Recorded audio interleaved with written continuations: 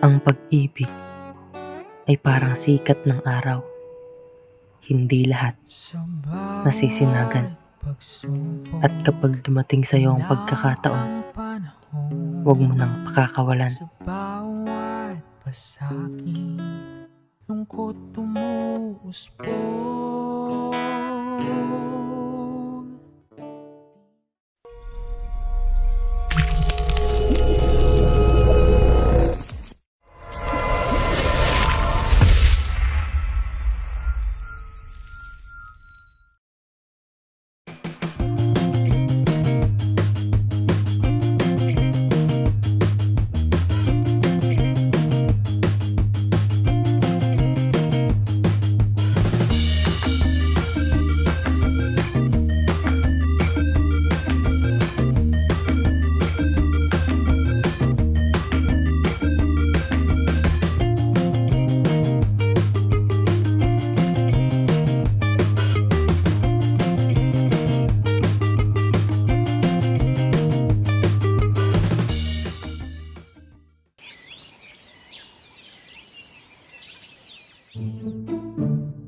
How to Make Love with a Man.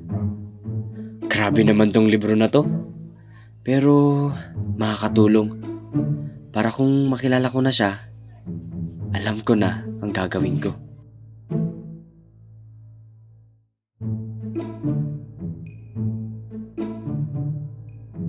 Buti pa tong mga ipis na to, may sex life. Samantalang ako, wala.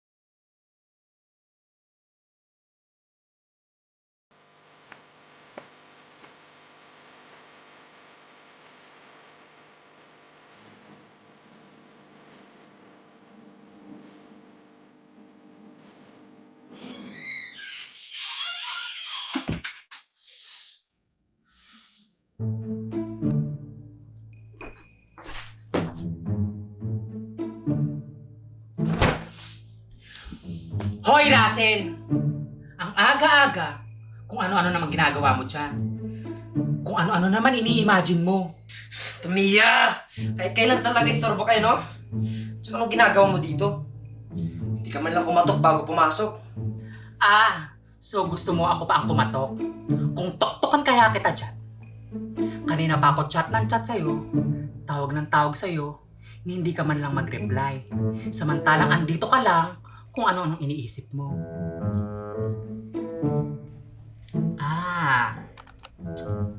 How to make love a man. Kaya naman pala, Russell. Iba na yan, friend. Baka kababasa mo nito kung sino-sinong lalaki na ang mahablot mo dyan. At pati, poste na lagyan mo lang ng short, patusin mo na. Akin na nga yan. Grabe ka naman sa akin. Hindi ba pwedeng curious lang ako? Dahil ano? Dahil no experience since birth ka? At 101% virgin ka, ganon? Bunganga mo naman. Mamaya may makarinig sa'yo dyan sa lakas ng bunganga mo. Oo na. Ako na virgin. Walang experience. Walang alam. Ano naman ngayon? Pero, alam mo, kung karanas man ako ng ganon, gusto ko sa kanya ko lang unang matikman. Ah, ambisyosa ka talaga. Yang iniisip mo, malabong mangyari. Kaya wake up! Paano nga dyan? O siya, Russell. Tama na ang katititig sa picture na yan. Hindi ka naman kakaldagin yan. Tara na at may pupuntahan pa tayo. Gumayak ka na. Hintayin kita ha. Dalan mo.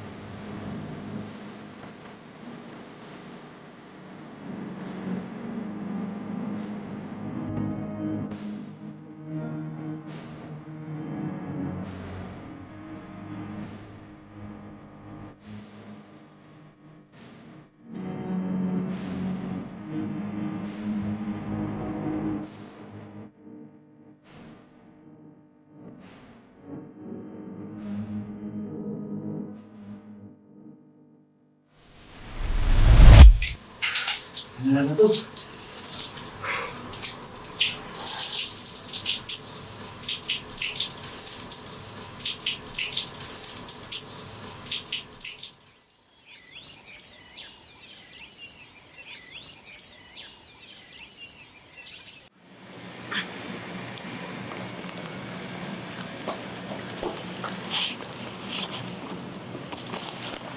ba naman yan? Late na nga tayo. Mas late pa yung dalawang gonggong na yun. Oh. Anong petsa na oh? Oh, tignan mo. Kamamadali mo sa akin. Yung mga inaantay natin, mas late pa dumating sa akin. Ewan ko sa'yo. Sorry naman. Kalma. Hintayin natin sila oh. Maraming ka naman mas late. Hello! Hello guys! Silita pa kami. Wow ha. Hiyang-hiya naman ako si Smart sa tanong mo kung late na kayo. Nahiya naman kami. Halos tubuan na kami ng ugat dito. Kahihintay sa inyong dalawa. Huwag ka nang high blood, bes. Alam mo namang traffic. Maaga pa naman, kaya relax. Makakarating din tayo sa pupuntahan natin. Kaya nga. O siya, tama na yung usapan na yan. Ito, kumain muna tayo. Ayan. Nakakagutom na eh. Nagdala pa kami ng pagkain para sa inyo, di ba? Ang effort. Nakakaya naman kasi sa inyo na laging late. Kumain muna tayo at asikasuhin natin maya-maya yung mga dapat asikasuhin. Pero ang malaking tanong, pinayagan ba kayo ng mga magulang nyo? Ako pinayagan. Ewan ko dito sa katabi ko at stricto ang magulang. Hindi ko pa alam, pero bahala na. Ang OA ha? Ano to, bata? Siguro naman, papayagan kayo dahil para rin naman sa grades nyo yan. Ang OA, dito. Kumain na nga kayo. Hirap naman dito.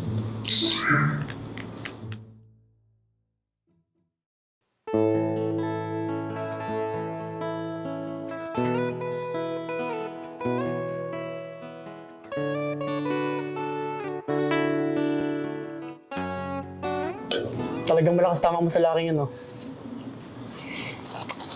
Wala kang mapapala sa kagaya niya. Kaya kung ako sa'yo, lingon-lingon din at maghanap ka dyan ng iba. Di mo alam kung sino yung lalaking yun. Babaero yun, tsaka iba'y chismis sa kanya. Wow ha? Paka-judgmental mo sa part na yan. Bakit? Di mo pa ba alam yung chismis doon? Tsaka kung ano yung trabaho niya? Ba't ako magiging interesado sa kanya? Eh wala naman ako interes sa kanya, no? Ewan ko ba naman sa'yo, parang mas marami ka pang alam kaysa sa amin. Sira. Basta ako marami akong alam. Ayoko na lang magsalita. Alam niyo guys, sumasakit na yung ulo ko sa inyo. Bilisan niyo kumain, dali-dali.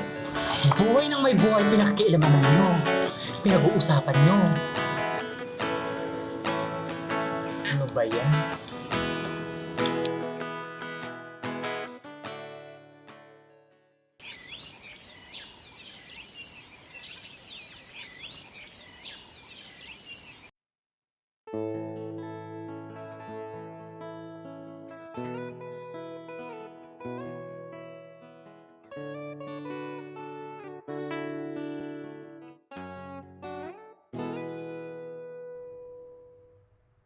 Sa bawat pagsubok, tinakang panahon.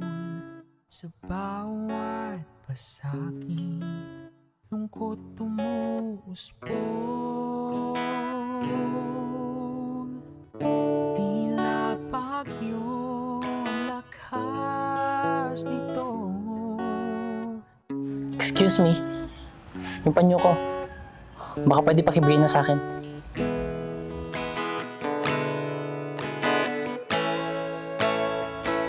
Hello? Yung panyo ko po. Ay, sorry. Hindi ko sinasadya. Pinipilang mangyapit tuwing sa gabi humihiling na sana.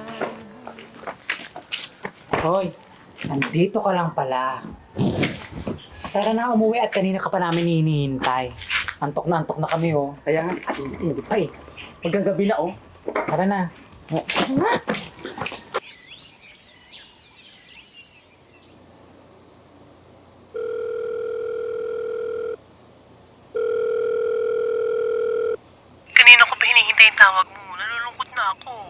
Oo na.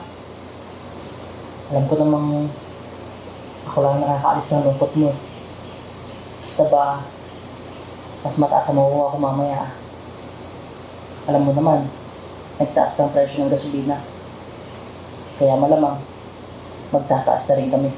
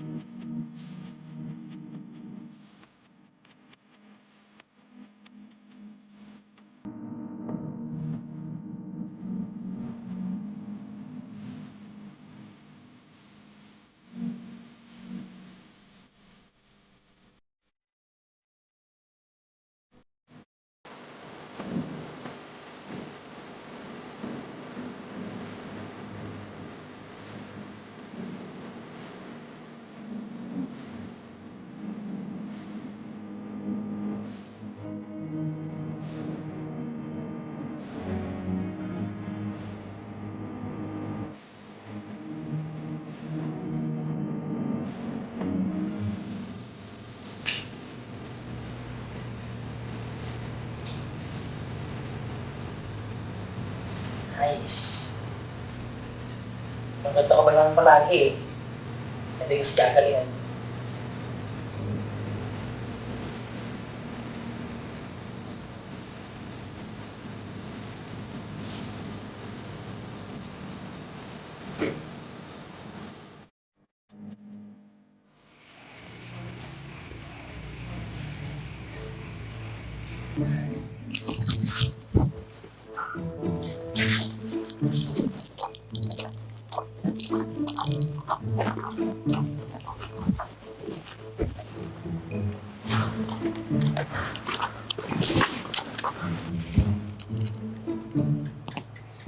Ikaw? Ikaw na naman? Ha? Sorry. Hindi ko sinasadya. Huwag mo sabihin sinusundan mo ako Kasi kanina umaga ka pa. Ay, nagkakamali ka. Hindi yun totoo. So tama ako. Sinusundan mo nga ako.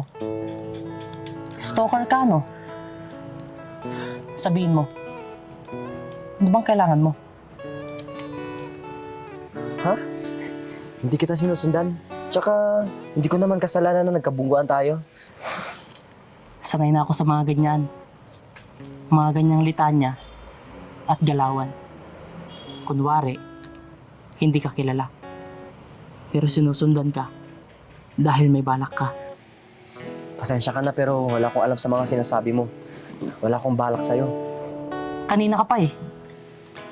Oo. Kanina pa kita iniisip eh. Ay mali. Ang ibig kong sabihin, kanina pa kita nakakasalubong pero wala naman akong balak na bungguhin ka. Sa'yo na mismo nang galing.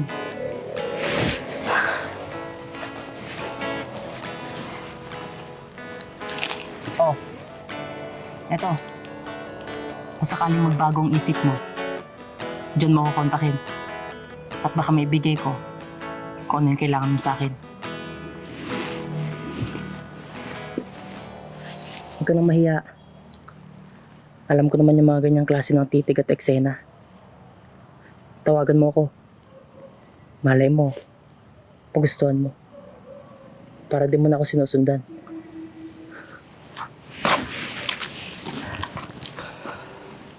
Jake nga pala. Jake, at your service.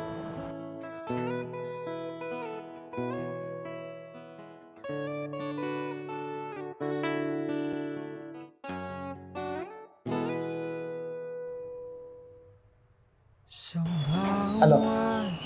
Maganda ba yung mga kuha ko sa'yo? Ayos ba yung mga post ko sa mga picture? So, interesado ka? Pero, Baka pag sinabi ko sa'yo, hindi mo rin tanggapin yung offer ko sa'yo. Masasayang ang oras ko sa'yo. Diyan ka na nga. Lakas nito, lamig ng hangin, sabay nating damhin. Binibilang mga bituin sa gabi umihiling. Maswerte ka. Dahil ultimong laway ko, may bayad. Kaya siguro naman, titigilan mo na ako sa pagsunod mo sa akin. Or else, nahihiya ka lang tanggapin yung offer na sinasabi ko sa'yo. Kasi ay mapasakin. Wow, wow,